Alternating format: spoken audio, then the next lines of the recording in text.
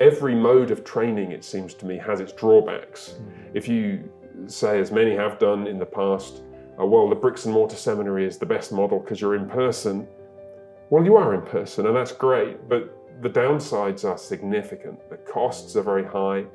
The drain on families is very significant. You're pulling people away from their churches. In some cases, you're pulling them away from church, period, really, and placing them in a slightly artificial environment. Our hope, I think, is that this will be an optimal blend of local church situatedness, embodied relational context in the local church and with these short week-long courses, and then the majority of the academic content delivered online so that people all over the world can benefit from it. I think it's one of those ironic things where you could say, you know, if you live in a community where there's a very strong pastoral training program or seminary that's, you know, right there in your neighborhood, go to it. If you can afford to go to it, please do. But the problem is that when it's centralized and you have to leave home and job and church to go there and sacrifice all of that in order to make that happen, now the cost has become so high that it is actually a negative experience for the family, for the church, and the community that you're from.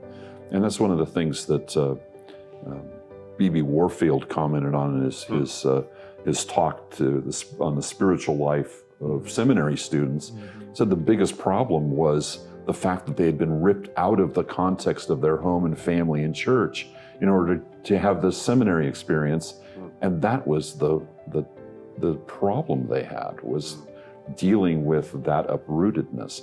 So this approach is, it's not ideal perhaps in the face-to-face sense, but it's allowing people to maintain face-to-face relationships who are most important and nearest and dearest to them. And so it's a valuable experience that allows you to do that. And it remains face-to-face where you are connected to the pastors who are your mentors and elders and others around you and the family and so on. They're all able to contribute to that, and especially refining, sharpening your sense of call and your giftedness in certain areas you might want to eventually stress. Yeah, I think, the traditional model has a tendency to, once you've graduated, now you're ready for ministry. But the seminary doesn't do those things. The church does. The church equips, the church calls, the church ordains.